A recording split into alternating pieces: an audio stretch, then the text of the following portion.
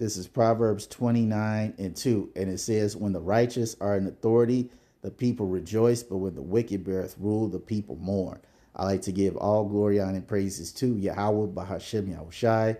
Double honors to the apostle elders of Great Millstone who rule well. And salutations to all you brothers out there pushing this word in love, truth, sincerity, and humility. Once again, it's the brother Shatia from the Chicago camp, coming back to you with what I hope is another quick and edifying sit down. And this precept was inspired by an incident that's happening in Utah right now. Okay, in regards to House Bill 267. And this bill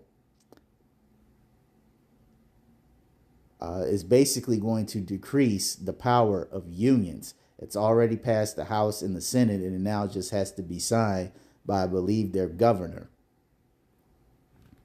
And this is not good for anybody in a profession that has a union, because a union allows for the people that work in a certain field, teachers, firefighters, police, so on and so forth, okay?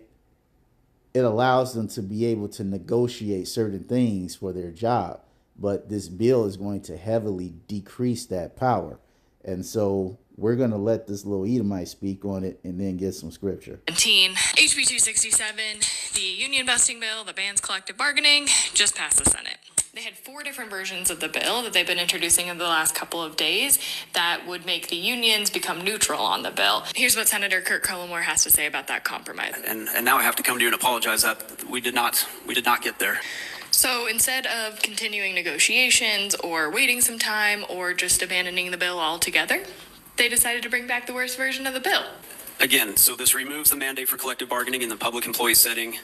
You should watch this set of back and forth between Senator Reeby and sponsor Senator Cullimore. So if our school districts aren't asking for this, our cities aren't asking for this, our counties aren't asking for this, what problem are you solving running this bill?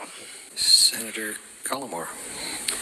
As has already been described, the problem that this is seeking to solve is that it's recognizing that, in the early times of our country, labor unions were never contemplated to be in the public sector.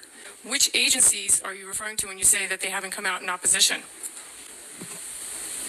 So, I don't know that I understand the question, but there are school districts, there are cities, there are counties, there are public employers everywhere that have to deal with unions. I just didn't hear the answer to my question that I posed to you. I'm asking you which cities, which councils, which school districts.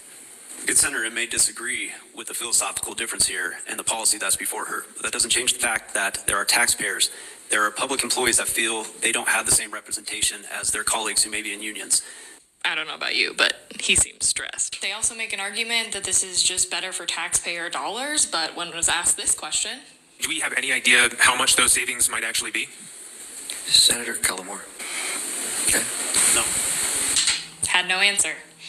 They just voted on it, and it passed. Bill 267 having received 16 yea votes, 13 nay votes, 0 being absent, passes this body. Conveniently, this version of the bill has already been voted on by the House, so it doesn't need to go back for another vote in the House where it would likely die because it passed by such a narrow margin before. And so now it is going to the governor's desk for signature. A couple of pieces of good news. One, it's not a veto-proof majority, and so Governor Cox could still veto the bill.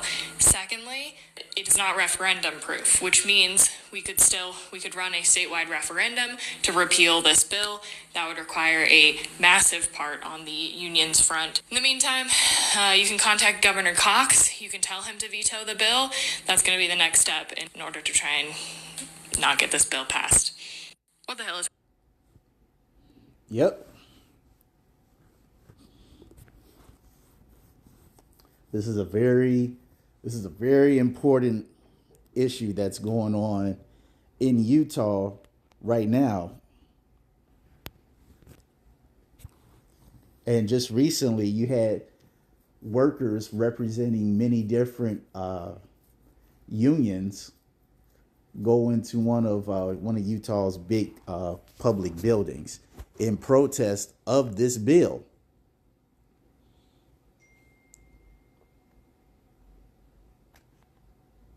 Because if these people didn't have a union, it would be very hard to negotiate for things for your job.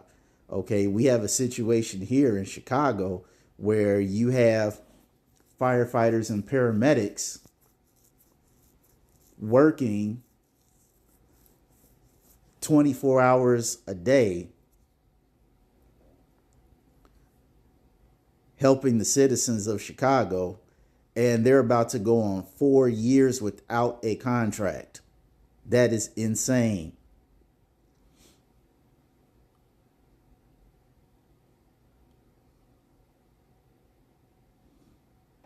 And all the union is asking for is just simple things like, hey, how about we get some more AMBOs out there?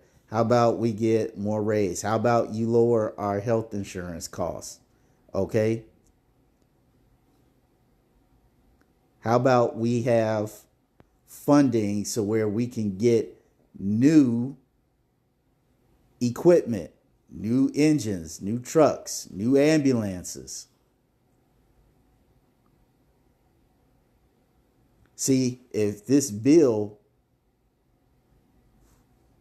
if a bill like this passes, this is not only going to hurt Utah, all right? Other states are going to look at this and say, let's see if we can pull that here. And the things that I just told you that here in Chicago that the union is fighting for, hey, man, if a bill like that passes, that's going to affect a lot of members. That means, because I think the fire department has around 6,000 employees. That's people that are actually on the street or might be in facilities where they train firefighters and paramedics. And that's including people that I believe that are working in headquarters. So, I mean, this is very serious, and this is highly unrighteous. You know, let me get that.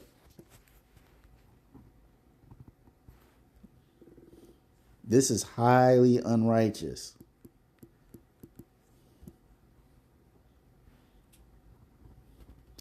Isaiah 10:1, and it says, woe to them that decree unrighteous decrees, and that write grievousness which they have prescribed.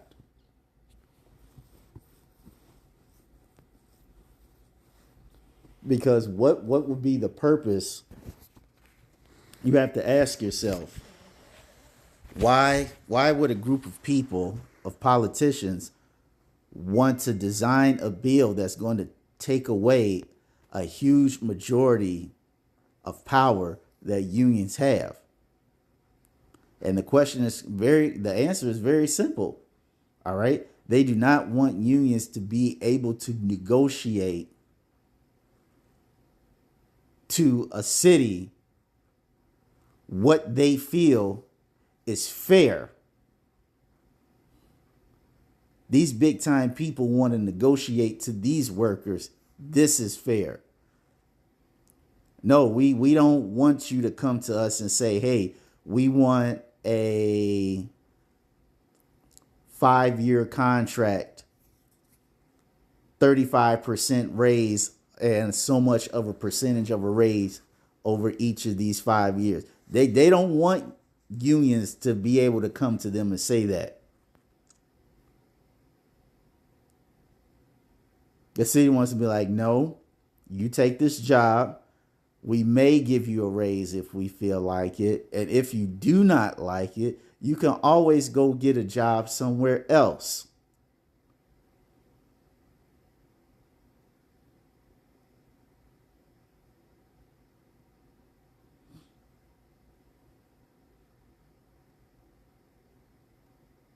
I mean, that's a horrible outlook to have.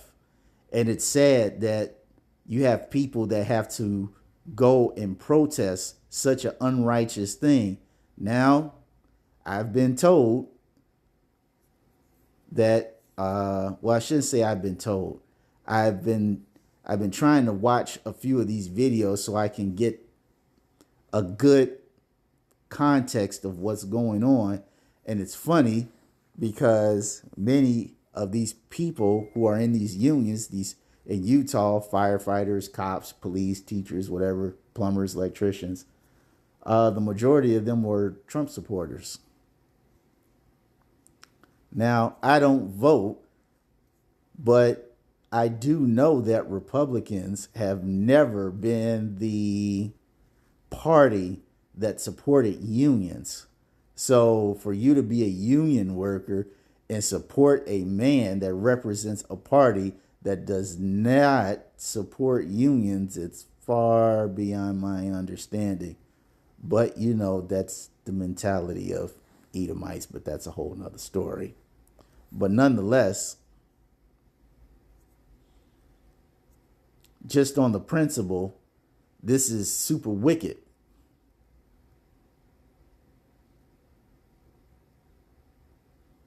And as I said, you can't look at this as an issue that's strictly going to be in the state of Utah.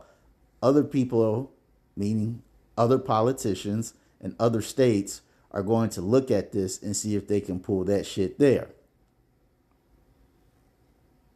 And the thing is, if that passes, that's going to bring on the prophecy of hand wicked. I think it's in Amos or Habakkuk.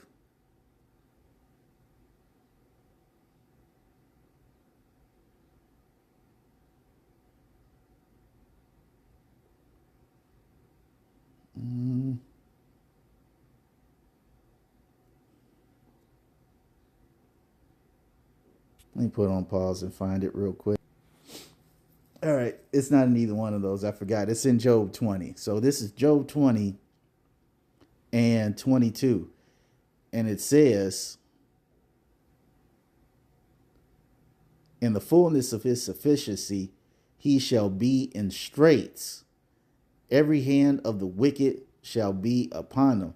So when Esau is about to accomplish his goals of pretty much stripping the middle class and the workers who work in unions to the level of the poor, okay, it says that every hand of the wicked shall be upon him. Now, we've gotten this word for wicked, all right, and it doesn't mean like wicked as in the wicked, bad Uncle Esau. It's Imal, and it says laborer, sufferer, wretched one, a laborer, a workman. All right, so it's saying every hand of the laborer shall be upon him, and every hand of the laborer will be upon bad Uncle Esau.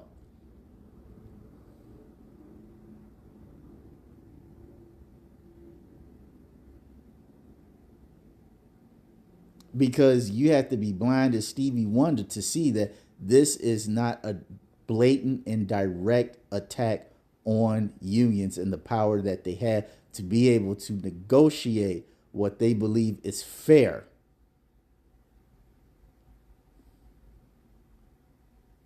And as I said, if this bill gets signed by the governor, which it probably will, and other states see this and pass this in their respective states, you're going to have a whole lot of angry workers. You're going to have a whole lot of people going on strike. Now, I know with here in the city of Chicago for the Chicago Fire Department, it's in their contract that they can't strike. But it's eventually going to get to a point where people are going to start adopting the mentality that you cannot continue to play fair and abide by the law when you have people who are fighting dirty and choose not to abide by the law. So that's all I want to say on this. Hope you all were edified. Till the next time, we're going to say shalom.